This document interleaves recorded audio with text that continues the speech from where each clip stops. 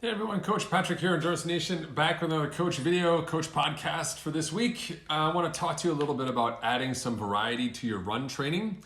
One of the biggest challenges I find that Endurance Nation athletes have when they think about their training, or endurance athletes in general, is that we all fall into a system, a pattern, whereby our training really fits our schedule. And I think it's really important to sort of step back and realize that we are athletes first in our minds, but we are, parents, we are employees, we are business owners, we have many other hats that we wear during the day.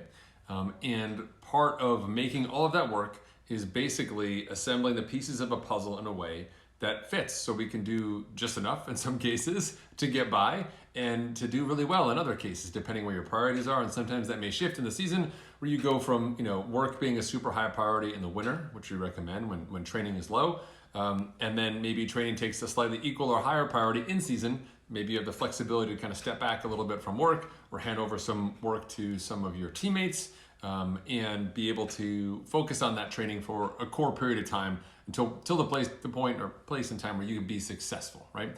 And so when we think about juggling all those pieces, we as human beings, inherently lazy, we all are, we find ways that those pieces of the puzzle work, and they work for us. And the places with the least friction, we choose them the most often. So a quick example would be, for me, right now in the winter, whereas I used to love running outside all the time, now Coach Patrick, not previous Coach Patrick, really enjoys running on my treadmill because I hate having to put on all those clothes and then have a really crappy first 2 or 3 miles and then get into my run. So I'll do that on the weekends when I've got time and opportunities to explore and get out there. But during the week, when I've only got half an hour and I want to run 2 or 3 miles, that's most of my time. And so I've got to do that workout quickly. And so I will opt into the treadmill. And so I've developed a indoor running treadmill habit. And so I'm doing a fair amount of my running right now in the winter, almost 50-50 on the treadmill. And while that's fine, I'm doing my training and I'm being consistent. And for me as a coach, that's my top priority. I want to make sure that your workouts are achievable. And ultimately, any workout you do versus workout you don't do is the workout I want, right? You could say you're going to run outside, and if you never run outside Monday through Friday and only run outside Saturday and Sunday, but you have these ambitious goals that involve running, not going to really work out so well, right? But there's a downside to having habits that we cannot break, or habits that are not consistent with our race goals. And that is that most of our running, in general, wherever you live, is most likely not very similar to the type of running that you'll be doing when we think about your race. So we have to find a way to kind of connect the two. And it's not easy to do a one-to-one challenge, right? So for a lot of people, athletes that we coach who live in flatter areas, say Florida, they'll pick races, say any race outside of Florida, that has hills. And they'll say, Coach, how am I going to possibly get ready for this race? It's got, say they're doing St. George. There's a ton of gain on this Ironman St. George course here for 2020. What the heck am I going to do? I live in Flatlandia. There's no way I can do it. I'm not going to drive an hour to a bridge so I can run up and down this bridge to be ready. And you're right, that doesn't make sense. And so what are we going to possibly do? Well, there's a myriad of ways that we can get you ready for races that are not consistent with the training venues that you have there at home. But it's going to require you to add variety to your run training. And variety is just a nicer way of saying complexity, because complexity means that you have to think. All of a sudden you've got to say, what type of work am I going to do today? Where am I going to do that workout? How long will that workout take me? How different is it? And we have a whole host of habits that make getting those other workouts, the workouts we're used to, the workouts we like, done, right? The treadmill runs I do in my basement, super easy. I know exactly what I need. I know exactly what I need to wear. I get it all ready the night before. I know I don't have to think. I just turn on my fan, turn on the treadmill, and I'm ready to go, right? But if all of a sudden I'm adding some variety to my training, I need to remember, like, wait a minute, I'm going to be doing some different work. I'm actually going to be doing some, perhaps to compensate for hills, for example, I'm going to run a mile and then I'm going to do a minute or 2 minutes of brisk walking at a pretty steep incline, just to activate my glutes, get that in, then I'm going to drop back down again and do my running. Well, that type of work is going to be different. Can't have that fan pointing at me the whole time, especially during that period of time, because I'll get cold relative to the work I was doing when I was running, right? If I want to do that type of work, I may need to actually have some fluids down there or a towel, right? So all of a sudden it's a change to what I normally do. I got to think about it. And as small as that change might seem, same venue, same time of workout, just slightly different variation, there's complexity that's involved, and that complexity is going to force you to think twice about that workout. You may not realize it, but we've gone out of that subconscious, this is just my thing mode, to, what am I gonna do today mode. We have lots of things like technology, like training plan, like our training logs on Final Surge, that make life easier because the workout's right there on your phone or right there on your laptop. You can do it because you see it. But the variety into the run training, for example, the topic of this podcast, is actually really important, because the more variety you have in your run training, the better runner overall you will become. Running at the same pace, in the same venue, for the same amount of time for every single week is a great way to be the same. But most of us don't have goals to be the same.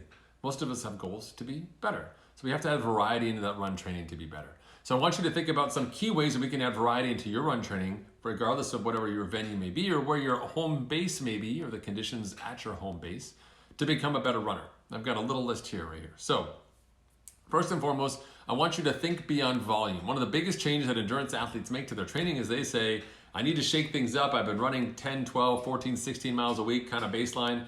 I need to shake things up. I'm gonna do more. I'm gonna do 24 miles. I'm gonna do 36 miles. Volume is a really, really, really big tool.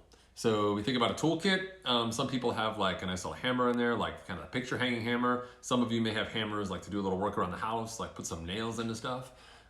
Volume is a sledgehammer, like legit sledgehammer, not the hammer that Thor carries in the movies, like longer handle, harder to wield, and actually functionally heavy, right? You see someone try and use a sledgehammer, and you can see someone who has or has not used a sledgehammer before. And volume is a great deal like that. You can get good at using a sledgehammer, even if you are not the biggest person or not the strongest person, but it's a skill, and volume is a skill. And volume is a skill that we develop every single season. We do not show up with volume skill in our body.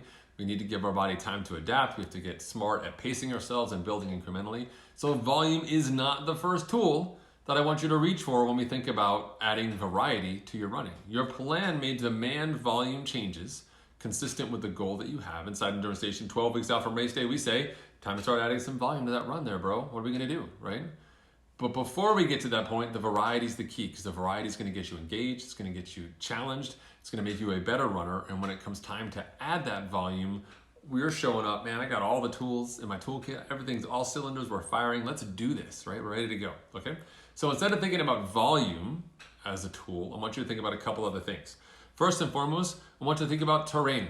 Okay, so most of us have happy places that we run. We run on treadmills, super flat surface, super easy, right? Great, right? Some of us run on the open road all the time, or we always run on sidewalks. So let's change that terrain up a little bit, okay? Let's get off the sidewalk. Let's run on the grass sometimes next to the sidewalk. If you've got some nice fire trails near your house, I'm not talking up and down bushwhacking crazy trails, but just nice off-road stuff. Let's get off-road and run in some of those trails, right? You got trails where you've got to turn, maybe a couple short climbs, a little bit of downhill, right? Maybe a bit of a hike there, right? Something where we're changing some of that modality while you're running. Always going straight, always running with the same stride length, always running at the same speed, not great in terms of adding some variety. So what can we do? So take a turn, right? Like road changes, like path goes this way, road goes that way. Let's take the path. Be safe, be smart, be mindful, but let's change the terrain of what you're doing, right? So sometimes that can be going off-road, as I mentioned. Sometimes it's just adding a little bit of rolling hills into your run, which brings me to my second point, which is we can change the variety of your runs by changing the grade at which you run those runs. So even if you are from Flatlandia and you are limited by the means that you have at your disposal in terms of running on a treadmill, set it to 2%, you're a good doobie doing those workouts, right? Woo.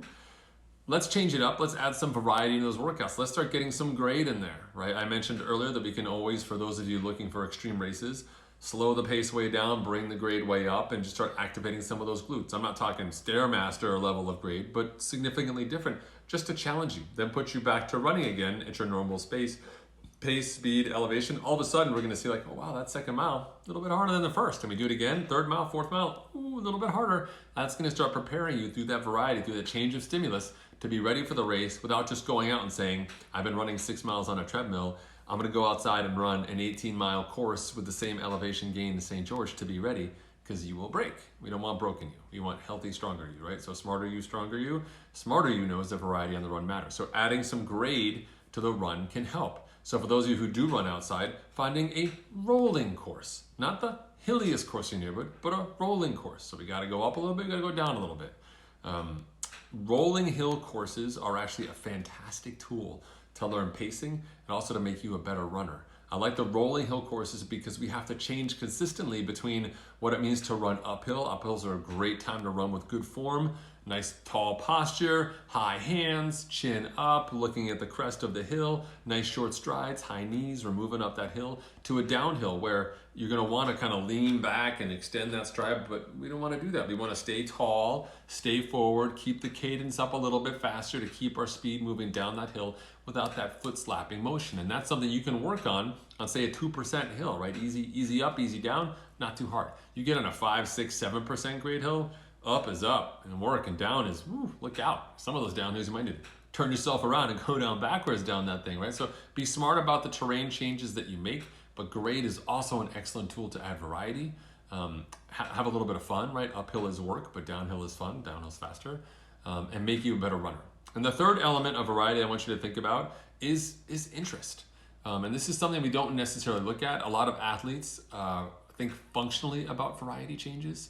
Gotta look like my race, gotta be like my race, all this stuff, right? It always drives me nuts. It makes me laugh so hard because people are like, all year, let's say you're training for this hilly race. All year I'm training for this race. I'm gonna jack my treadmill up. I'm gonna build these wedges and put them in there, and I'm gonna put a heat lamp next to me and make it so hot. All year I'm gonna train for this race. And then they get to that race and they're on the run and they're just suffering and they're like, man, why would I ever do this? And I'm standing on the side saying, you recreated this suck at home for 8 months of suck, and here you are enjoying this suck. Well, not really, but having a tough time, and you're saying, why would I ever do this? You just did it for 9 months. Like, you made this happen. So one of the things I want you to think about from a different perspective is interest. There's running, and then there's fun running. And so I really encourage you to challenge yourself from a variety perspective by finding some places you want to run. So I realized that safety can be an issue for some people, right? Depending on when you can run and where you can run and who you're running with. But interest for running is a really big driver, right? If you want to do a workout, or if you're excited about a workout, you're going to do that workout. So maybe joining a running group that runs in a different space than you normally run, right? Mixing things up. Maybe there's a track club that meets once a week, right? Or some people I know in the wintry environs of Chicago have an indoor running group that still does endurance running, but they meet up and do it inside. That changes the interest factor. Maybe you want to add in some shorter 5K races throughout your season just to kind of keep you going. Add the socials in, right? Maybe there's a place in your town or where you live that you've never run before and you want to go explore it. Do it. I will take a 10-mile run in the woods at a slower pace than a 10-mile run on your treadmill exactly at race pace with the right heart rate, etc., right? That 10-mile run with the fun, with the interest, with the variety is going to add so much more positive energy back into the system and still achieve the functional goals we have related to your fitness. That is a win-win scenario as far as I'm concerned. There's a time and a place for being laser specific. It is not every single day. Race day is not laser specific exact. For those of you who have raced, you know that race day is all about solving problems that are completely different from anything you could have possibly anticipated. And so we want to make sure that you've got all the pieces, all of the considerations you need. And a huge part of that is having variety in your training, enjoying your training, using that variety to become stronger, smarter, and be more engaged. And that version of you is going to be the fastest version of you on race day, okay? Don't forget, and I just want to leave you and touch on that interest point one more time. Having fun in your training week is really, really important. Those of you who know me as an endurance athlete know I spare a fair amount of time training indoors on Zwift. I'm not a video game person. I do have a very small brain and am amused by just pictures and images and text. I will not lie to you about that. Love my cartoon movies and cartoon shows. But for me, I really enjoy training on Zwift. Training on Zwift for me is fun. I've got my little Bluetooth keyboard next to me there on the bike, and I get to chat and text with people all over the world who are in the ride. It's engaging, it's funny, and I have a great time. So I'm training, but also having fun. That is a great doubly reinforcing mechanism. I now want to get on my bike to train because I know how much fun getting on my bike to train can be because I've made that fun for me. So as you start to notice that the workouts in your world are shifting more to the work function, right, than the fun function, then let's move that spectrum a little bit. Let's put some more fun in there. So don't forget, if you're in that situation, don't go through the terrain changes and the grade changes and the interest changes. Start with the interest first. There's no priority level to those. But dial up that interest and make sure those workouts are just as much fun as they are challenging for you, and you'll be better overall. Thanks so much for tuning in. This has been Coach Patrick here from Endurance Nation with another weekly coach podcast, video cast, whatever cast this is. I hope you have a great week of training. I hope you find some variety in that running. And if you do, head over to our Facebook page at facebook.com/Endurance Nation. Tell us about it. Tell us what change you made and what worked for you. I can't wait to hear from you. Take care, everyone. I'll see you guys online or at the races.